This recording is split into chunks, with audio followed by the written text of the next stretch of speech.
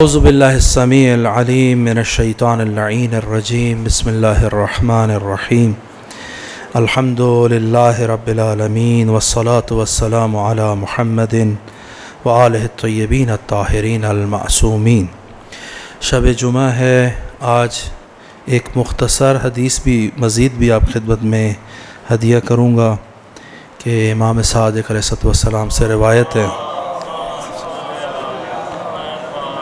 کہ صلوات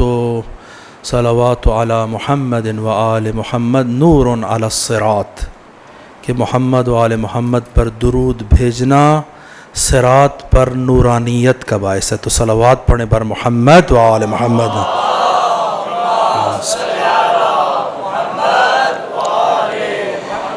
آج کی حدیث حضرت امام پنجم امام باقر علیہ السلام سے ہے۔ صلی اللہ محمد۔ امام فرماتے ہیں کہ امام پنجو فرماتے ہیں ان ابی نظر الی رجل ومعہ ابنہ یمشی،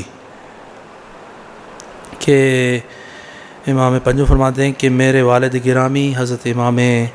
سجاد علیہ السلام، صلوات پڑھنے پر محمد، کہ ایک شخص کو دیکھا، امام چہارم نے ایک شخص کو دیکھا، امام پنجم نقل کر رہے ہیں حالت کو کہ امام چہارم میرے والد نے ایک شخص کو دیکھا، وَمَعَهُ ابنہ، اس کے ساتھ اس کا فرزند بھی ساتھ تھا، یمشی، جو اس کے ساتھ ساتھ اس کے ہمراہ تھا، جدھر وہ جاتا تھا یہ بھی جاتا تھا، وَالْإِبْنُ مُتَّكِئٌ عَلَى ذِرَاعِ الْأَبْ۔ حدیث کے یہ الفاظ ہیں، لیکن اس کے اندر سے ایک مطلب ہے کہ باپ کے ساتھ بیٹا بیٹھا ہوا ہے، جا رہے ہیں، اور بیٹا باپ کے کندھے پر ٹیک لگائے ہوئے ہے۔ اور کیسے ٹیک لگائے ہیں؟ جیسے متکبرانہ اور مغرورانہ نہیں ہوتا، جیسے باپ کو نوکر بنایا ہوا ہوتا ہے، اس طریقے سے بعض بیٹھنے اٹھنے میں بھی ماں باپ کے ساتھ یہی سلوک کرتے ہیں۔ حتیٰ استاد بھی جا رہا ہے، آپ نے اس کے ساتھ چلنا بھی ہے نا، تو استاد کو دائیں جانب رکھیں، خود بائیں جانب۔ بعض پتہ کیا کرتے ہیں، استاد ہے یا والد ہے تو جا رہے ہیں، تو ان کو یہ ادب بھی نہیں ہے کہ باپ کے دائیں طرف چلنا ہے یا بائیں طرف چلنا ہے،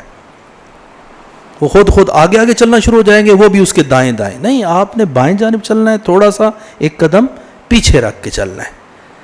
اور جب بیٹھنا ہے، اب یہ بیٹا کیسے بیٹھا ہوا ہے باپ کے ساتھ، متکئ علی ذراع الاب،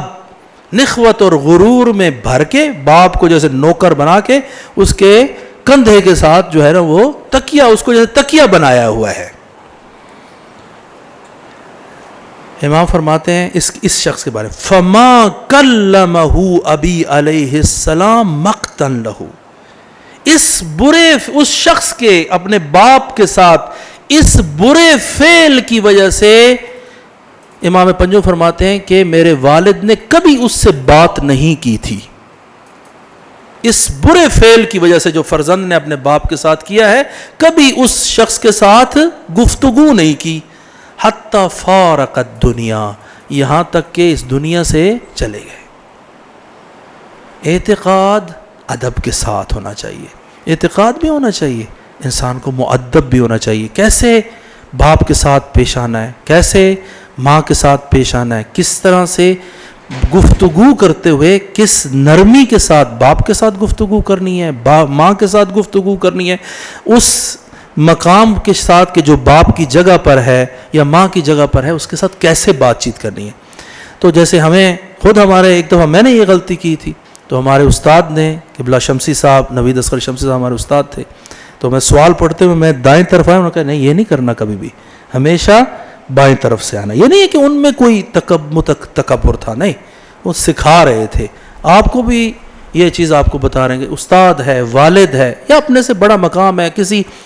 مجتہد کے ساتھ ملنے کے لیے گئے، ملاقات کرنے کے لیے جا رہے ہیں، یا چلنا ساتھ پڑ جائے، تو آپ نے بائیں جانب چلنا ہے، گفتگو کرتے ہوئے یا بات کرتے ہوئے نیچی آواز میں گفتگو کریں، خواہ والد ہو خواہ والدہ ہو۔ اور جب اکٹھے بیٹھے ہوئے ہیں تو یہ طریقہ کار نہیں کہ باپ کو تکیہ بنا کے اس کے ساتھ ہاکذا طریقے سے، یعنی امام چہاروں نے